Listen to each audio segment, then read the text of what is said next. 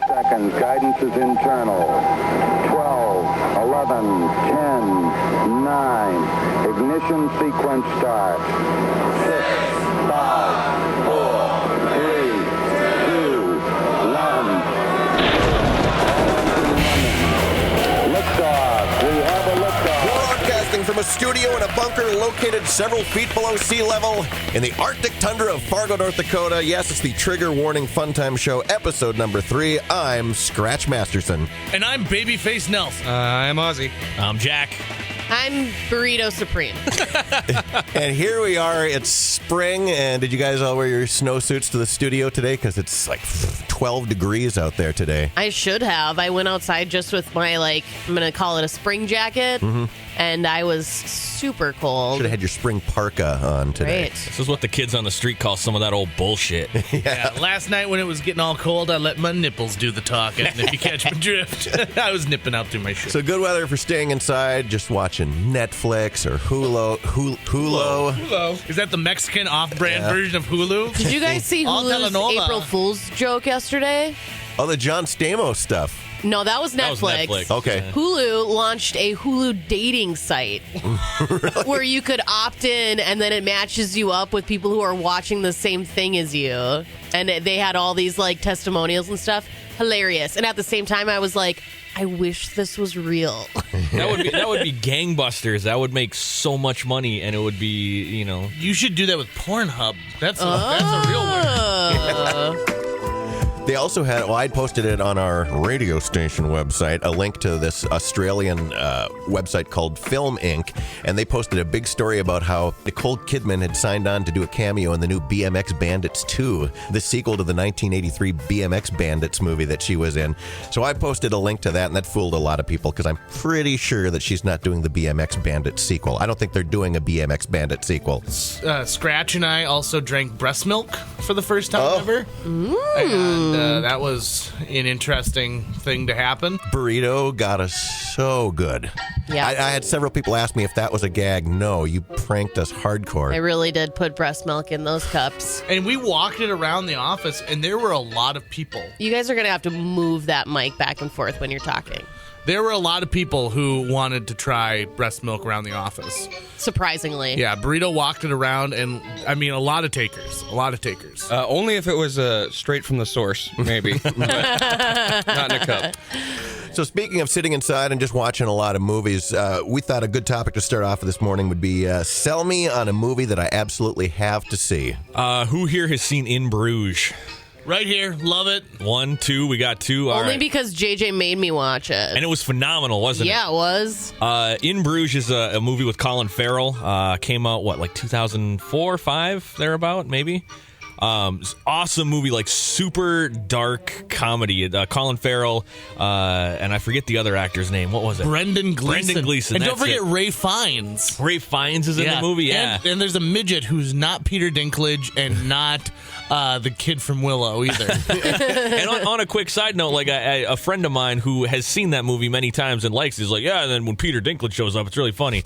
I'm like, dude, you watch Game of Thrones. You know full well that that's not Peter Dinklage. You saying all midgets look alike? That's messed up. Or if you watch full moon movies, you always think every midget is Phil Fundancaro. It's like, oh yeah, that's the guy. So what is that movie about? So okay, Colin Farrell and Brendan Gleeson, they're two hitmen that are on. They're kind of on the lam. They're ducking out in this this town of Bruges after a hit goes kind of sideways, and it's just kind of Colin Farrell's dealing with why this hit went so wrong, and it's just somewhat you can't really explain the dark comedy of it, but it's bizarre, it's twisted, it's random. There's a guy that gets into an argument with Colin Farrell's character in a restaurant over smoking in public, and they start bringing up the Vietnamese, and bottles get brought into it, and people get punched in the face, and it's amazing, and I love it. And I vividly remember going to see that in the theater with 2 other buddies, and there was probably maybe 15, 20 other people, and the 3 of us were howling, and everyone else was just looking at us like we're deranged assholes. So In Bruges, and it's a dark Bruges. comedy. Yep. Yeah, very good movie. I think it's still on Netflix. I've heard that recommended before, and I've never looked into it. That'd be a good one to watch. I would say the only movie recently I've seen Literally yesterday, I watched Joe Dirt 2. Are you going to recommend that I am as the movie literally you have going to see? to recommend it. It is so horrible. It's an hour and a half of your life you'll never get back, but it forces you to watch it to the end. I don't know that the cell is working on that one. No, I think you're going about that the wrong way.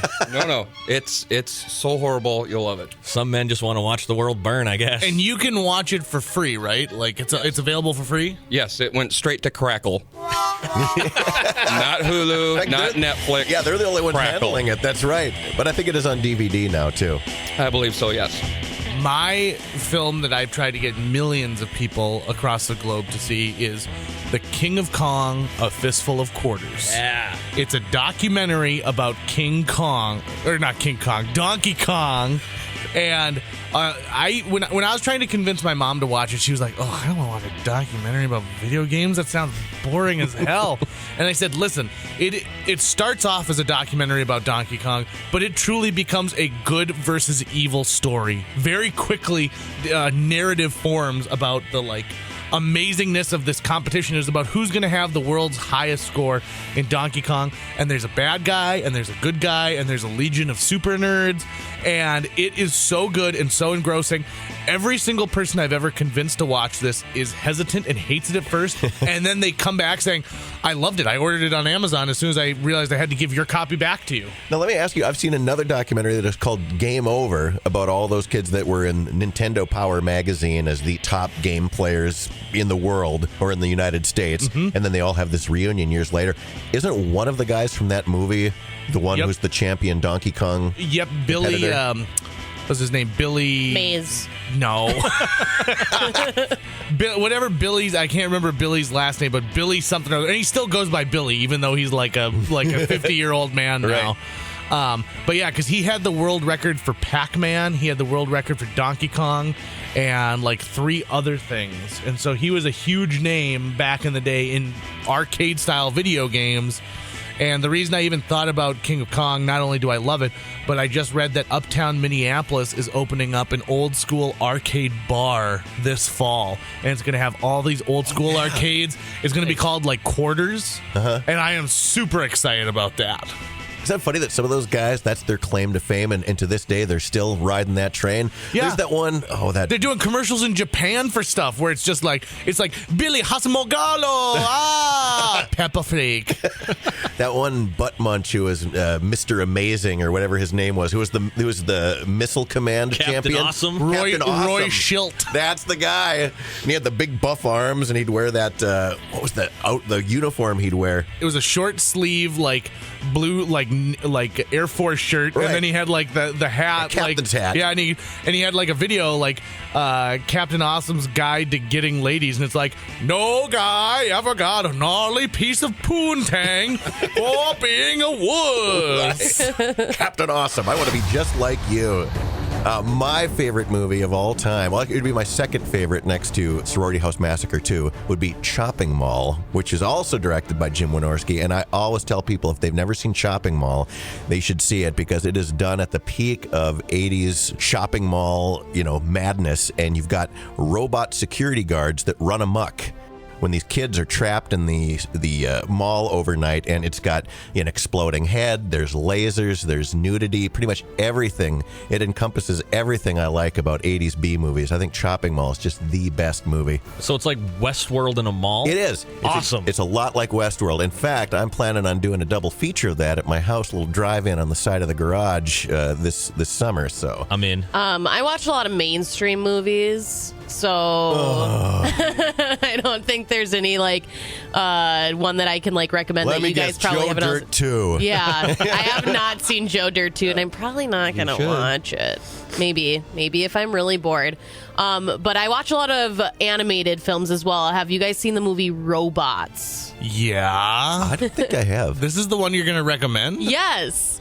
I think that it did not get its due diligence. That movie has so much beautiful adult humor Did in it. Robin Williams do a voice in that one? He did. I've seen that one. And so did Mel Brooks, Halle Berry, Ewan McGregor. You're not a fan? No. Oh, I love robots. Is it better than the Iron Giant? No. Slap yourself silly for even saying that. It was a trick question. It was a loaded question. No, It is not better than the Iron Giant, but it's a delightful family film with a lot of adult humor that makes it enjoyable if you want to watch something with kids, but you Which want I something never for do. yourself. It Right. really never was. do. When Sure. DreamWorks was like, wow, we're getting a lot of adults going to see Shrek. Maybe we should make a movie that's aimed towards kids but rewards adults for seeing it, which was ahead of its time because now all animated films have that, right? Like Sure. all animated films are meant for both the mom and dad and the kids. Yep. And Robots definitely does have that humor, but I find it to be kind of stale and old, and it's not very fun. And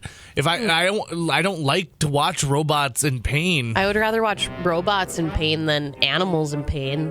Oh, well, then don't go to my YouTube channel. Well, this is Britta's movie that you have to see, so you have to see it again. There is probably 10 minutes worth of screen time in this devoted to a giant butt. Yeah. Is that why you like it? Because it's got Probably. the big butt I joke? like butts. Do you remember what that character's name is? Aunt Fanny. Oh, yeah. Oh, yeah. I'm going to put a spin on the topic. Let's do this real quick, too. Let's each say a movie that you like a lot, but that you would hesitate to recommend to somebody else. Because I just watched Entertainment featuring Neil Hamburger in it, and as much as I loved it, I don't think that I would recommend it to anybody because it's very meditative. It's very dismal. It's about as bleak of a comedy as you can get. But I loved it. I was just glued to it. Why did God let John Denver die?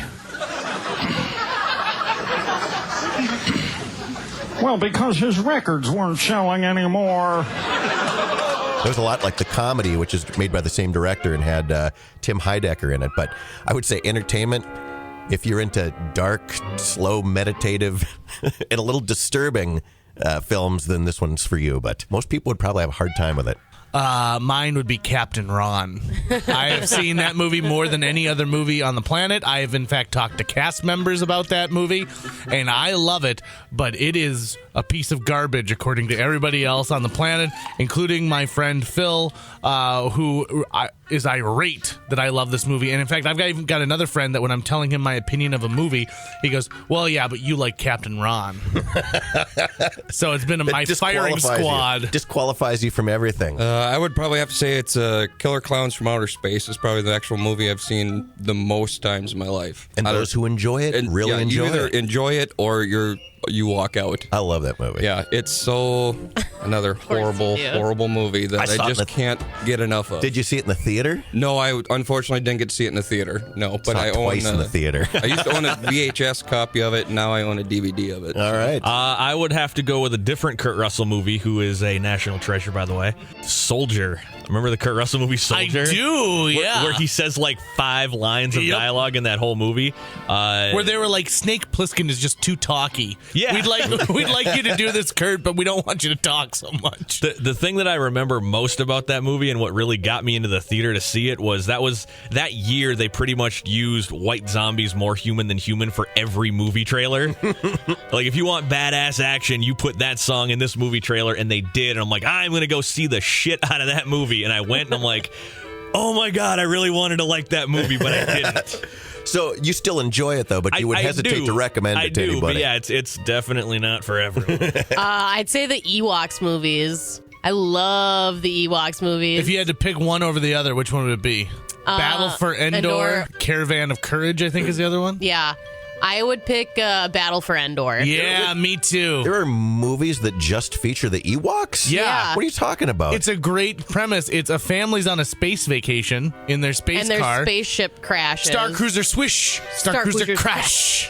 And they land on the forest moon of Endor, and they team up with the Ewoks. And first it's just the boy and the girl, and then They save their parents. Are who these are live captured. action? yeah. Yep. Friggin' the same- Wilford Brimley is the hero of the second one. Yeah. He's an action star. I in cannot it. believe you haven't seen I've these. ne- You've I- never even heard of them? No, I've never heard you know, of those. They were out on VHS like when my dad was working at Media Play, because we have the Right. screener copies. Kidding me? I've got the DVD copies. They were made for TV movies, and they have like big budget effects in them, and there's witchcraft. Wow. and they're pretty BA, dude. And obviously, like Wicket, the Ewok Wicket is featured in it, right? Mm-hmm. They're great little films if you are into that universe and if you can get past the campiness of them. I mean, they are super campy movies. If you can get over the fact that Ewoks defeated the Empire, then this is the movie for you. Care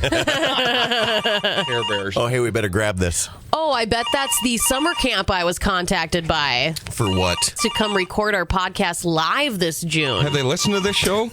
I don't know if we are exactly camp appropriate. Well, it's actually a friend of ours who got a hold of us. His name is Jeremy Bearlocker, and he's a counselor in training. I said we could talk it out, so let me grab this. Awesome. Put them on. Hello, you there, Jeremy? You bet I am, Britta. Hey, howdy, hey. I'm so excited to have this whole gang come down to Camp Pika Peepee for the podcast. The campers are literally bulging at the seams to see you guys. Jeremy, I don't think our discussions are appropriate for kids. So why would you want us to come to Camp Peek a Penis? That's actually Pika Peepee, Ozzy. It's an old Native American word. What does it mean? Penis. Right. Listen, guys, I'm not working at a kid's summer camp anymore. I have moved up in the world. I was eating a little dinner in the American South, and I was having the best meatloaf I've ever tasted, and I met a man who changed everything. He told me about a summer camp he was starting, and he was in need of counselors. I applied, and 20 minutes later, I was the head camp counselor at Camp Pika Peepee, the nation's only plus-size only nude summer camp. All nudes? Yep. All nude archery, all nude canoeing, all nude pin the tail on the donkey, pending FDA approval, of course. Who would start an all-nude summer camp? All nude plus size exclusive summer camp? You've got to pass our patented Chubby Chaser test to even get in. You have to be able to conceal an entire 12-inch meatball sub on your body to get through the gates. Hey, speaking of gates, here's our founder, the man who changed everything in my life. Here, take a minute and chat with him. His name is SP. SP, like salt and pepper? Hey, y'all, it's your old friend, the Southern Pervert. Southern Pervert? You're the guy who started the summer camp Jeremy's working at? I sure am, Burrito, and I gotta say, you would feel so at home down here at Camp Pika Peepee. It's all your favorite things, unshielded dongs, craft, and a special post-meal vacuum designed to suck all the crumbs out of your crack. So you want us to come down there and record our podcast? Would we have to be naked too? Hell yes, you don't have to be naked as a jaybird. No clothes allowed. I was sitting in the tree waiting to peep on my neighbor one night. And the idea for the camp hit me like a blind grandmother with a wooden spoon. We only have 3 rules here. Treat others as you wish to be treated, no clothing, and you can only spank someone with their permission, unless it's me, because I love saying no, but I really mean yes. I like my honey as red as a baboon. Oh, sorry, everybody. It's time for me to skedaddle off to naked yoga. Bye. Oh, you're doing yoga these days? No, I just like to watch. Downward-facing dog lets me catch a glimpse of where most folks hide that meatball sub. Bye. I don't think I want to go to this camp, Burrito. Hey, guys, Jeremy here again. So, can I convince you to come down here and record your podcast? You know, we would even be allowed to say you guys could stay for a couple days, you know, but Ozzy, I'm going to warn you that you should not be playing the nude volleyball. Why? Well, I know you have a pair of low hangers, and I would hate it if you accidentally got self-bumped, set, and spiked. Burrito, you might enjoy our all-nude horseback riding. I do love horses. What breed are they? Well, you know, here's the thing. Horse is actually the name of a guy who lives here. We call him that because he's always pooping while he walks. He gets on all fours and people ride him about. It's a lot of fun. Just don't let him buck you off. Sorry, gang, I gotta go. It's time to oil up. It's the patented Catch the Oiled Up Counselor Day. You know what? I think we're going to pass on this trip, but thanks, Jeremy. Jeremy Bearlocker from Camp Pika Peepee, everyone. Thanks for calling. Wow, hadn't heard from them in a while. Where do you go from there? Right. Jeremy sounds like he's probably lost some weight. So, concerts, summer concerts, there's going to be a lot of them, a lot of good shows coming up. We're going to be going to Moondance Jam up in Walker, Minnesota, and we've seen a lot of good. And who was just announced? Kicks. Kicks. And Little River Band. Little River Band as well. Some classics from the 80s. Can you name me 5 Little River Band songs? There's the one. And The other 4. and that one that they play again at the end and the right. beginning. Yep. Yeah. I would say the best concert I've been to is just a very small, intimate show when Jack White was at the Fargo Theater. Yes. I mean, small band, small crowd, but that's probably the most unique concert I've ever been to. And there was the experience of that one, too, because we were all sitting in line at like 5 in the morning at the Fargo Theater waiting for people, and there's just like lines around the block. And The whole day was really devoted to going to that show. Yeah. And there was such a camaraderie. That was a great concert. When I lived in Chicago, I happened to just score last-minute tickets to go see the Beastie Boys 5 Borough Tour. Nice. And that concert was amazing, start to finish. Seen the Beastie Boys? Yeah, and the concert was so good. Oh my God, they pulled out all the stops for it, and it was just never ending. And they were getting fans up on stage. It felt like you were seeing a small town show in a giant arena. It was so cool. I loved it. Probably my favorite concert I ever went to was Guns N' Roses at the Target Center in probably like 92. So it was one of the, when they were still somewhat okay together. Soundgarden opened up for them, and then we sat around for about 4 hours waiting for Guns N' Roses to come out and play because Axl wasn't quite ready yet. So when I thought I'd be back to Fargo at about 1, 2 in the morning was actually when they were starting the concert. So getting to work at 8 in the morning back in Fargo was a little difficult. See, again, like the Joe Dirt thing, we're looking for the best concert. Yeah. Sidebar, what the fuck does Axl Rose think he's doing with his opening as AC/DC and then doing a Guns N' All right. Roses concert How this is summer? his voice ever going to survive that? You How better is see his- one of the first 2 shows. Yeah, how is his body ever going to survive it? We were talking on an earlier podcast about who we thought the next celebrity would be to die in 2016. It's going to be Axl Rose on stage from a heart attack. I think his throat's just going to explode. Yeah. Yeah. And his heart. Yeah. Knock, knock, knocking. Heaven's Door. Not yet. Beastie Boys was a good one. That was in my top 3. I saw them when they were doing their like Rock the Vote tour when Obama was up for election and they were trying to get everyone to vote for Obama. But that was an amazing show. I think my favorite show was probably like in his prime Scott Weiland with STP. Really? I Wow. saw him in an amphitheater in Alabama, and it was amazing. Like when the dude was on, he was on. He had like more charisma than like 90% of the frontmen out there, and the band was tight, and everything was amazing. He would be running into the crowd and doing stuff, and it was goosebump inducing. Yeah. You know, I remember seeing Stone Temple Pilots with Megadeth when people hardly even knew who Stone Temple Pilots were. I think that was at the Fargo Civic Center. I mean, that's a long time ago. Right. And I remember thinking the same thing.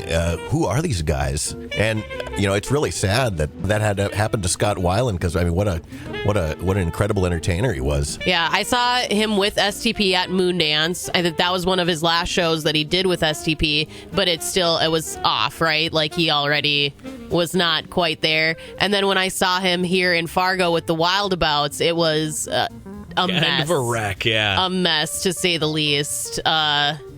So, yeah, can't be in my top. I never got to see STP in their prime, which is unfortunate. My favorite concert is Rush. Oh, I'm and sure. I've seen them 7 times, but my specific favorite was when I just saw them this last time on their 40th anniversary tour in the cities. I was 20th row on the floor. It was amazing. Their light show was amazing. They played songs that they've never played on stage before. It was so good. It was magical. And same thing, I went and then had to drive back for work because it was a weeknight in the cities. And I drove straight back to the station. So, because I work at 5 in the morning. What's the worst concert you've ever been to?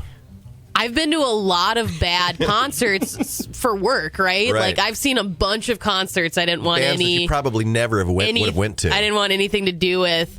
God, the actual worst one though. I was most disappointed by Shinedown's performance at Moondance Thank last you. summer. Yep. That was my most disappointing concert because that was my 4th time seeing them. And it doesn't help that their stage manager was being an asshole to us such a before. Dick. Oh man, he was such a dick. I've seen that, and that was my 4th time seeing them. The other 3 times I've seen them inside arenas, and I've always thought that they sounded great. I love their music. They're one of the new rock bands that I really do enjoy listening to, but I thought they just sucked a big one at Moondance. I was super disappointed. Shinedown I walked out on, and the other show I walked out on that a lot of people kind of give me the evil eye for is the Rolling Stones. I had no interest in seeing the Rolling Stones. They started playing, and I was so excited. Wow, I'm going to actually see the Stones. And they came out on stage, and about 2-3 songs in, I thought, and walked out. Wow. Boring. Wow. My worst concert is also the Stone Temple Pilots, because I then saw them like 3 years later when Weiland was very much not in his prime, and it was hard to watch. Like he comes, it was a show that they didn't even really want to do. It was also when I was living down in Alabama, and the owner of the radio station, to compete with the other radio station, just basically out of his own pocket paid for the Stone Temple Pilots to play, just as like a, like, oh, I got more money than you kind of move.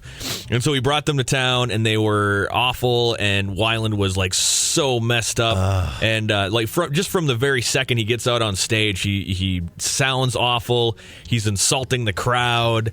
At the end of every song, he's basically making like, you Southerners are dumb and stupid. Right. And it was just so bad. And I stuck around for maybe like 6 songs. I'm like, nope, don't want to see the rest. That's hard is when the band does not want to be there. I experienced the same thing with Veruca Salt. They came to town, and we got the chance to interview them in studio, and the lead singer was so hungover, and she said, it was my birthday last night, so we drank pretty heavy. And they had promised they were going to play a song in studio, and she goes, do we have to?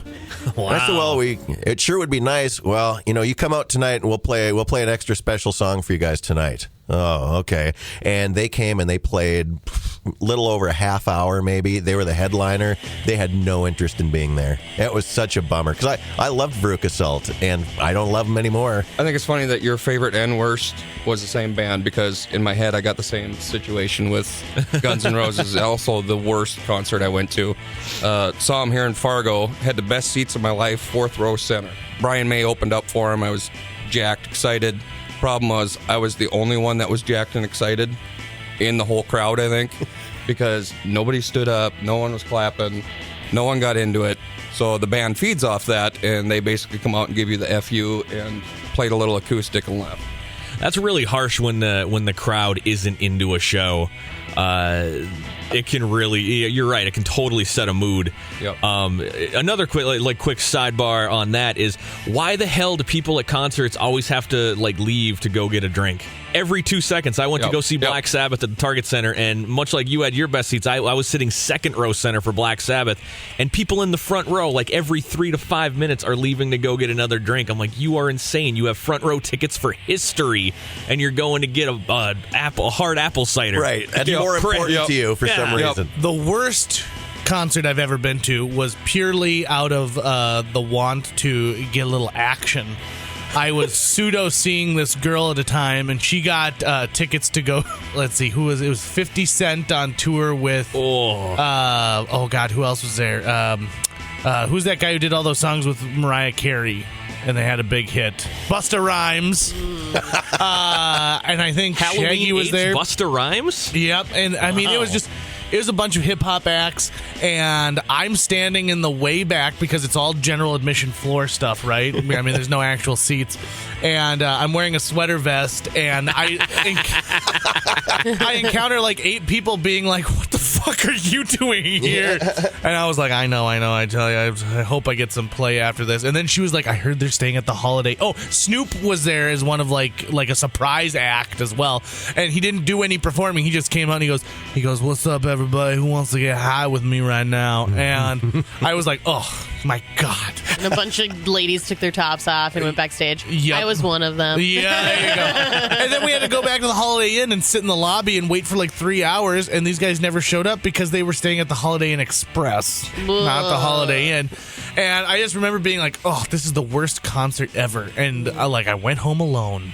Oh. I Macaulay Culkin'd it that night. When my son was still in high school, he wanted to go see Tech Nine, and he was going with a bunch of other kids. So I went as the dad and figured, well, I'll just stay at the show until these guys get done watching the concert. And I suddenly realized it's not just Tech Nine, but it's Tech Nine, Machine Gun Kelly, and every other act that's on this label. They were touring as a label, so there was 8 or 9 rap acts I had to sit through. And, granted, Machine Gun Kelly and Tech Nine, it's super fast. It's kind of cool. But I'm a 40-year-old dad standing in the back. I was so out of place, very uncomfortable. People keep asking if you were a cop. Yeah, what are you, a narc? I want to throw something else in there. A show that I went to expecting to be like, God, this is going to be god-awful, was I saw Kid Rock at WeFest a few years ago. Kid Rock puts on a good show. Yeah, His show was amazing, and I was like, oh, I'm going to have to sit around with all these drunk hicks, who are there, inbreeders. who are all angry that Kid Rock is there, and why isn't it Keith Urban? But it was he packed that place like there was no tomorrow. He put on an amazing show. He even did this sit down piano acoustic song about how he wanted to kill his grandpa. It was awesome. I just great show. You like songs about killing grandfathers? Yeah, well, I only on piano though. So you had to live vicariously through Kid Rock. Well, I think that's going to wrap it up for episode 3. We appreciate you all joining us for the Trigger Warning Fun Time Show. Make sure to join us for podcast number 4. We'll see ya. Bye.